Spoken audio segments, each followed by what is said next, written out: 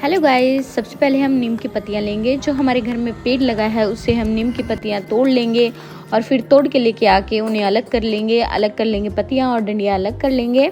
तो हमने पत्तियां जो है वो अलग कर ली हैं। अब हम इसमें मिक्सी में ग्राइंड करेंगे, उसको ग्राइंड करके उसका पतला सा पेस्ट बनाएंगे और उस पेस्ट को हम जो कोकोनट मिल्क लेंगे, कोकोनट मिल्क लेके उसको मिल्क को गरम करेंगे और उसमें जो हमारा नीम का पेस्ट है उसको डाल के फ्राई करेंगे 10 मिनट तक लगभग हल्की आंच पे, जिससे हमारा जो नीम का कड़वापन है वो निकल जाए और जो तेल है वो मिक्स हो जाए।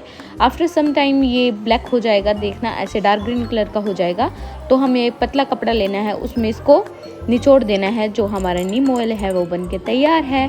Thank you so much for watching my channel. Like, share and subscribe my channel. Bye bye दोस्तों।